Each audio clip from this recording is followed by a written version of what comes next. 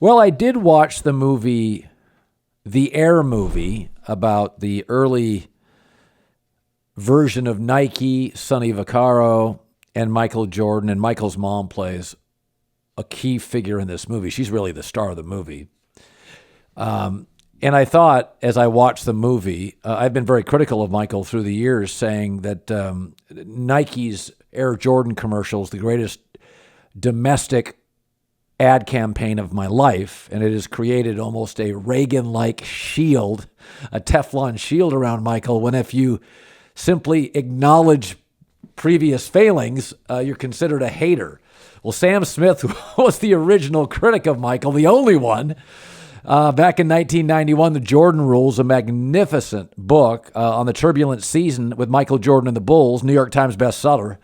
It was the talk of the literary sports world for several years. He got a Lifetime Achievement Award, Pro Basketball Writers Association, Kurt Gowdy Media Award, Hall of Fame, currently writes for Bulls.com. And whenever I'm critical of Jordan, as I watch that movie, I always get major pushback. And I've said this before, that, you know, Michael would punch a player and they would say, well, he's just very competitive. Draymond Green punches a guy, he should be thrown out of the league. And I think, you know, it's part of that smile and charisma. When you released the book, you obviously knew Michael was wildly popular. Did you expect the avalanche of criticism? Did you know it was coming? Colin, let me say first, if Michael punched somebody and his knuckles were bruised, that was on the other guy. And I think that's what we have to mention. No, I was, we've probably talked about that. And I'm frankly pleased that you're still on the air being critical of Jordan. There's a thought police about that these days. Yeah. I was probably pretty naive about it, being a reporter, having been an investigative reporter over the years. I figured, well, if I just write what's true, what's the problem with that? Right. And so, it was an incredible, it was over 30 years ago. And, one thing I was kind of pleased about a lot of things, with the Last Dance documentary, but one is that Michael sort of copped to all this finally. It took 30 years, but he said, yeah, I can be a jerk, but, I had a reason for it. And so back then it was the guy's tough to live with. And because of, as you refer to, those commercials, he was really, marketed as kind of, the cliche all-American guy. I remember one of the Coca-Cola sponsors, he like leaped up into a treehouse to deliver the Coca-Cola. And and they made a point of this. They were doing, Chevrolet apple pie. Hey, Mike, is that really your car? Yep.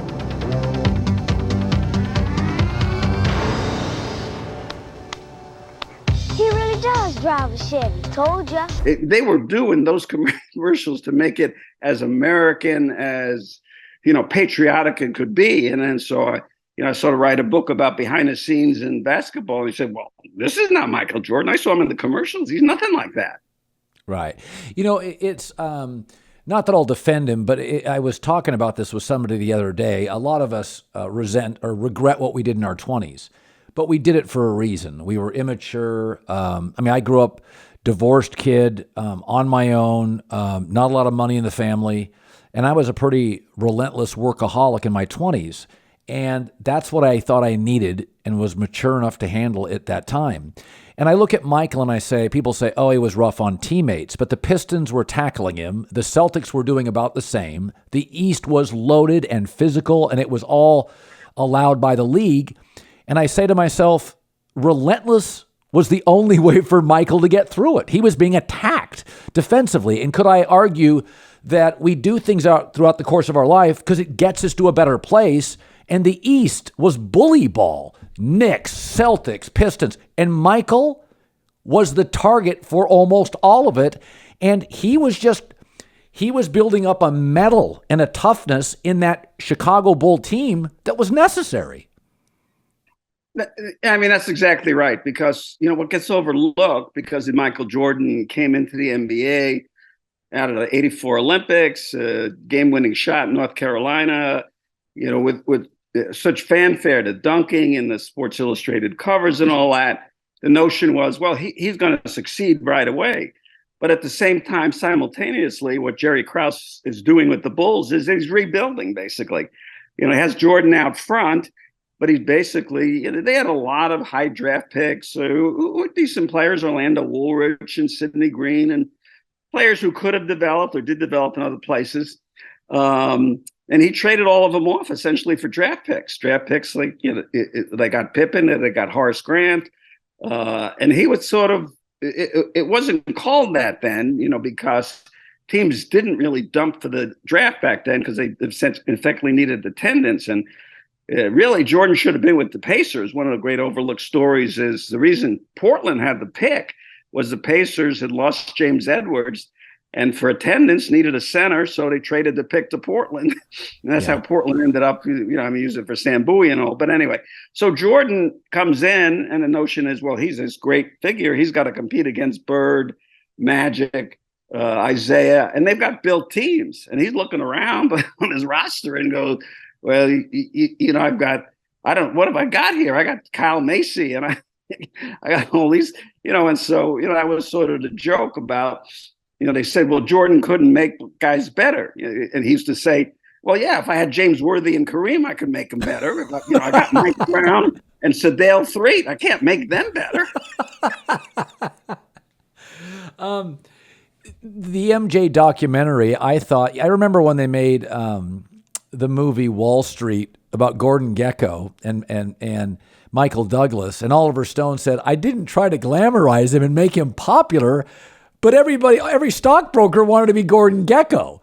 And the faults of Gekko became sort of romanticized. And Sam, when I watched the MJ documentary, now obviously MJ had some say in it, but even the warts and, Will Perdue saying things about him, I found it, maybe it's because the league is, it's more of a three-point shooting league. It's more skilled, but more finesse.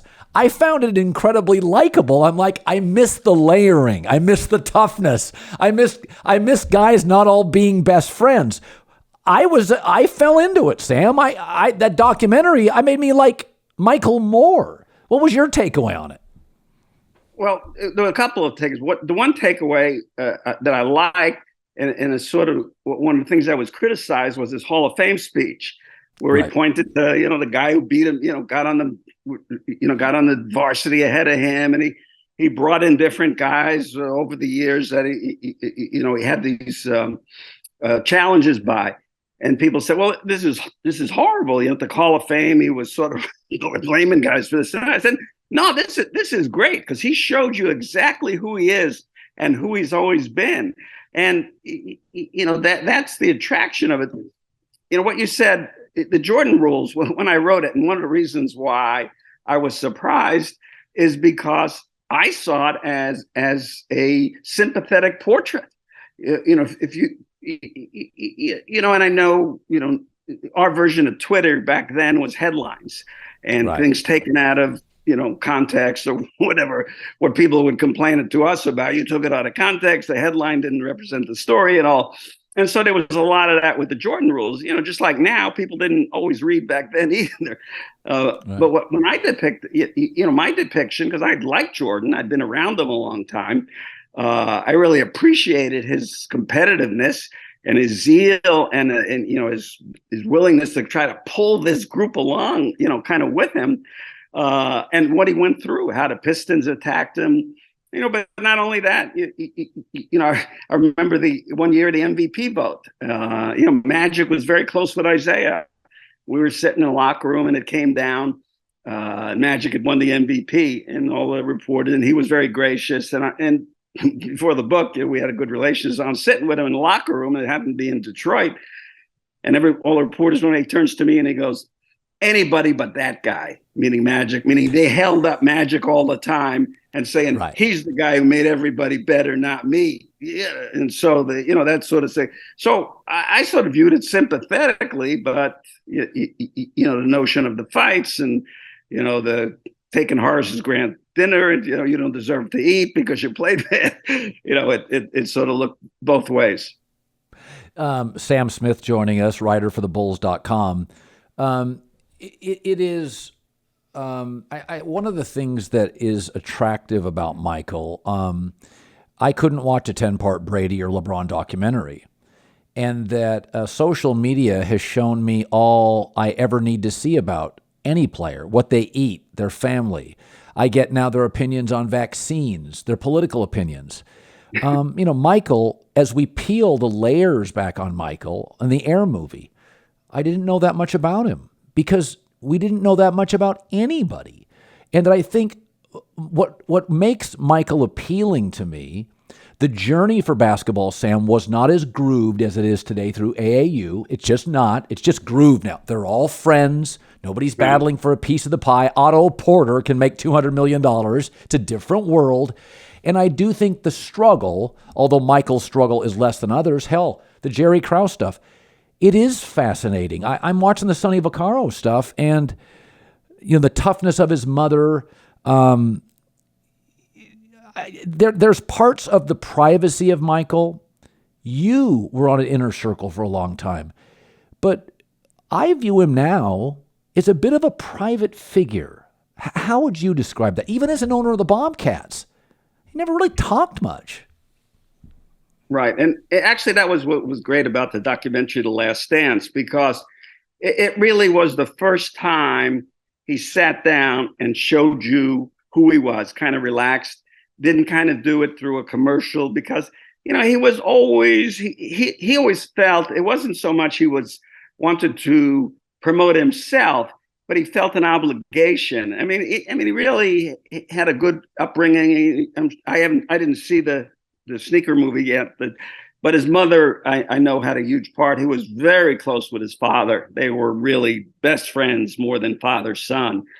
And that loss was tremendous. But he always felt as a responsibility and obligation to his sponsors. I remember him talking about that, to act in a certain way as a result of that. And so, he finally, now, he sort of, over the years, and I credit him for that. I remember he wasn't selling himself. I remember one time, and he'd become tremendously popular, and he was popular all over the world. I mean, I remember the North Korean the dad who gone now, the crazy son's there, but they were sending for Bulls memorabilia back then from North Korea. And when David Stern went to China, he always talked about, China didn't know anything about the NBA. They hadn't heard of anybody, but they would ask him about the red oxen, the bull. That's all they knew, and right. So, but as a result, he understood that, but at the same time, and we see, he's made fortunes, billionaire, whatever. I remember a Japanese company had contacted him and said they would pay him $1 million for an appearance. And this was like 1988, 89, something like that. And he said, I'm not just going to sell myself like that. I'm not going to do that kind of stuff. So this sort of, I'm not surprised that he's that way now. And that's why the documentary was great, because you're not going to see him otherwise. He's not going to be around. The NBA has brought out everybody, Bill Russell and Oscar Robertson, all-star games and finals, and they named the awards. He's the one who never shows up anywhere. You never see him anywhere. He's at all these all-star games, for Nike, but you've never seen him in public. And, I wish he would a little more, but, he doesn't want to sell himself and cheapen it, really. And it's really been smart. Yeah, I mean, privacy and not knowing everything about you. I remember Jack Nicholson, the great owner, saying he wouldn't go on these shows when he was promoting a movie. And he's like, why would I give me away for free? I want that theater experience to be really special. And I think about that all the time. I see everybody putting their meals and their vacations on Instagram, and I think, it's okay to have some private stuff in your life. I don't need to market every time I go walk on the beach in Florida.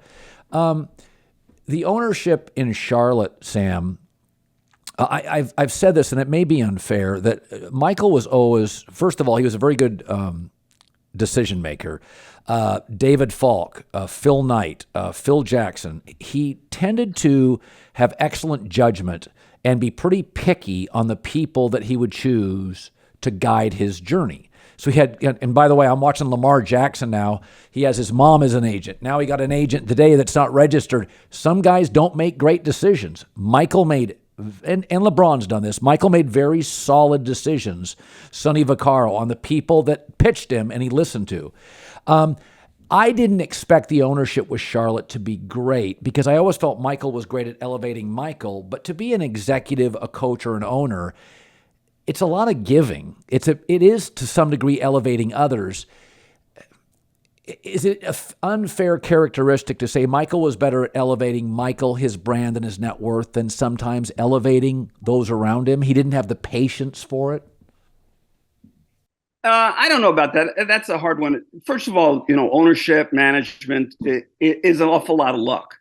The Bulls lucked into Jordan in '84. Had they not, they wouldn't have had any titles. They would have had 25, 50 years. The Phoenix Suns have never won a title despite whatever.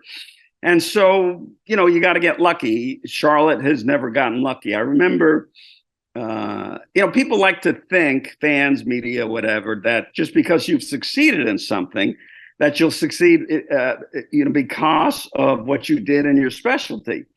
And it's sort of like all these coaches who sort of stood next to Bill Parcells. Just because you're around somebody who's successful doesn't mean you're going to be successful.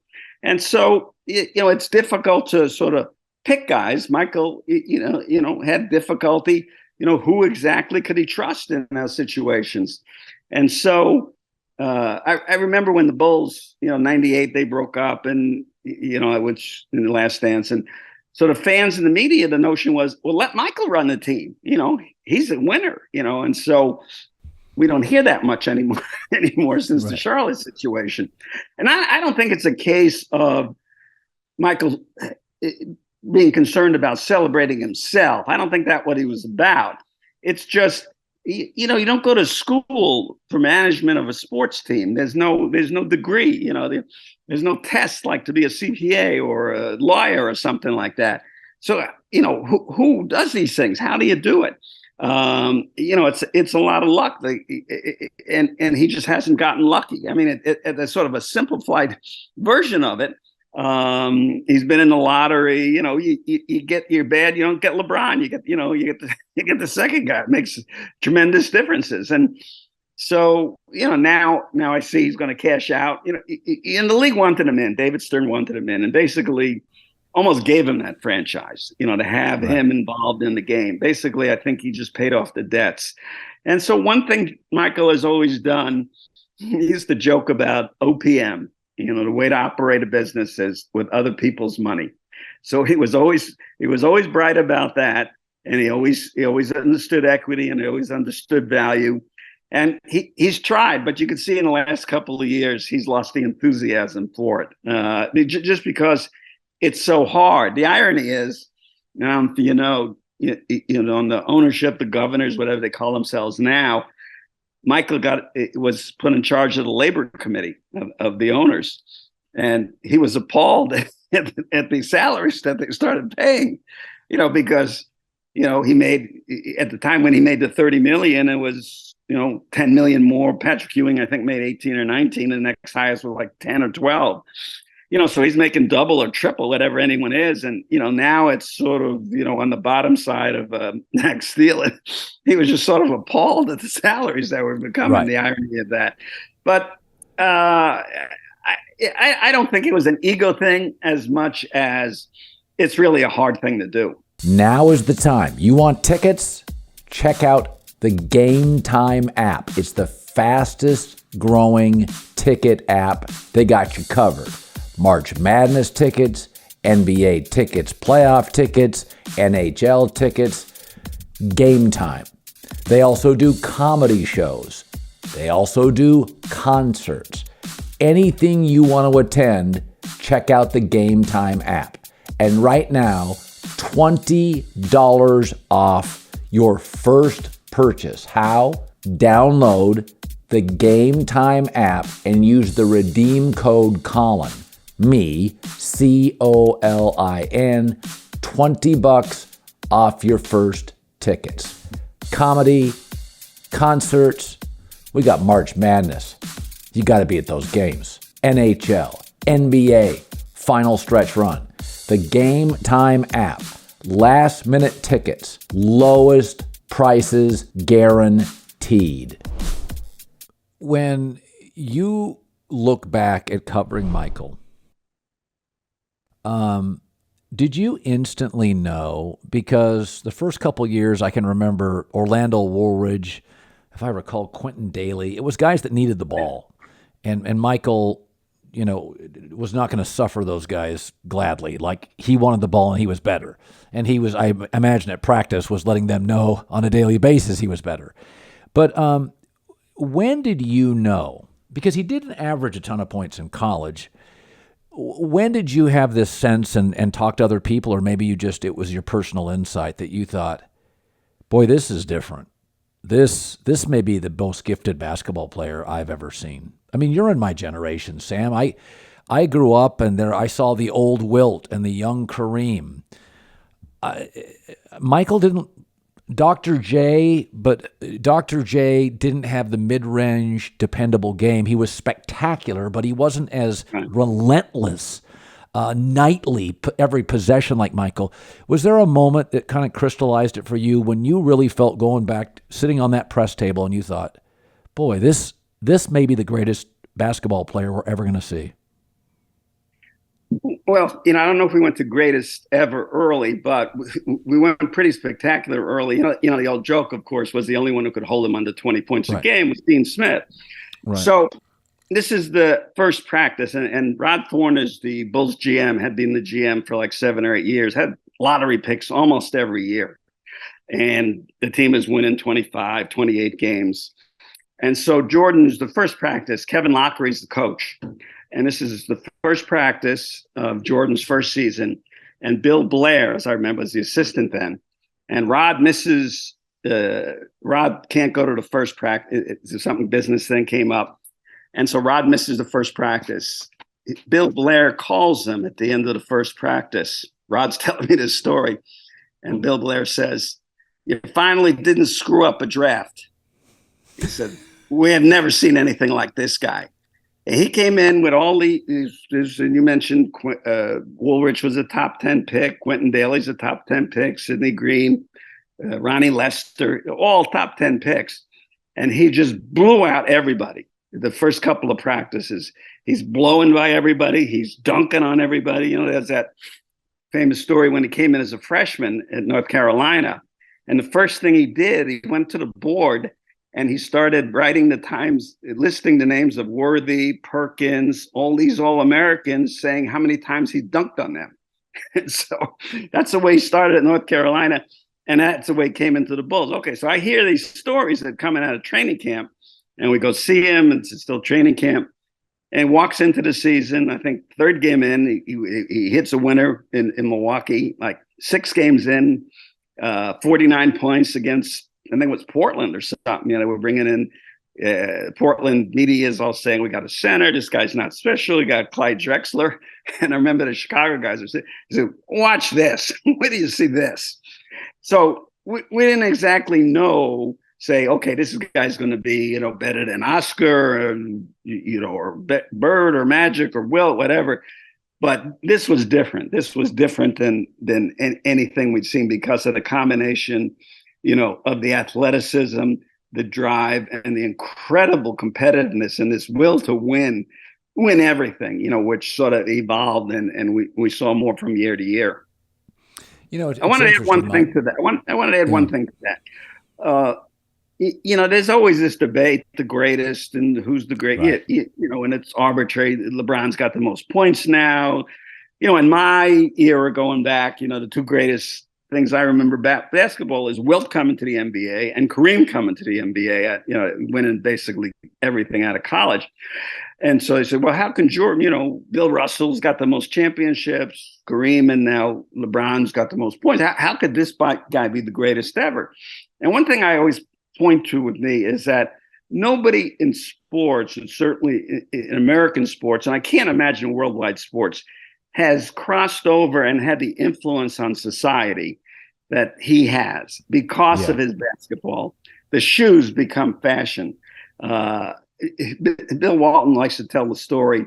He's the MVP. He's in Portland. Phil Knight's there. Phil Knight comes to him and say, we're going to put your name on sneakers. We're going to do this whole thing about, Air Bill or whatever. He says, who's going to buy sneakers with my name on it? What a stupid idea that is. And so baldness is okay now. I can start shaving my head. Men are wearing jewelry, long shorts, fashion, all these things that transcend the game attached to him. That's what makes you the greatest. That's a Babe Ruth kind of thing. That's an Ali kind of thing, where you can't measure them only in the sport, but you can measure their effect on the world and society. And his has been, to me, more than anybody that we've ever experienced. Bulls.com, Sam Smith. Does Michael visit Chicago a lot? Golf tournaments, Bulls games? His mother does some charity work, some fairly substantial charity work, I heard. But does Michael ever visit Chicago now? Never. As far as I can tell, he has never been here. I think his house is still for sale up in Highland Park. He built this mansion kind of thing, which is well overvalued and I mean, not in a bad neighborhood, but it's just near the highway. It's not, and it's been for sale like 10, 12 years or something. Nobody, buy it. It's got 23s all over the gate and stuff like that. Right. But as far as I know, I've never heard him being here. Wow. It's interesting. A passionate relationship with Chicago, leaves. Very close relationship with Barkley, it ends. It is an interesting personality. It's not a tick. It's just who he is. I don't know. How do you explain that? Those are both unique. I don't know of another player. Maybe Brady won't go back to New England. I don't know. I find it just an interesting behavioral personality element. What do you make of that? Well, again, because of the Howard Hughes sort of element to him over the years, that he wasn't going to make himself public. And, he's, as I, mentioned before, he doesn't want to be, a public figure. He always used to talk way early. And actually he would tell us, he said, once I'm gone, you'll never see me again. And there was an element of that. I remember him talking about that in the 80s, that I'm going to finish my career. And when my career is over, you will never see me. And it's sort of been true. But the other thing he used to say too, I'm never going to be a show pony. And I think that's why he doesn't go at the All-Star game or at least come out publicly. You don't see him in public much. Doesn't, I mean, can you imagine the amount of money more? I mean, with rich people, enough never seems enough. They're always doing something. Can you imagine the amount of money Michael Jordan could make in appearances or other things he did in public? Millions people would pay just, he's probably the most famous person in the world, maybe the most beloved. But he's never, he doesn't take advantage of that, and he never has. And for whatever the reason was, at a young age in his 20s, he talked about that this is something I'll never do. That's something I'll never be a part of. I'm not going to sell myself as a commodity, as a product. I'm going to show what I can do.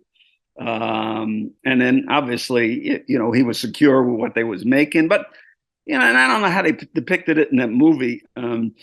But, he didn't go seek out the shoe contracts in the Nike. He was very reluctant. And I remembered early on, his mother kind of drags him out there. And that's what the movie said. Yeah.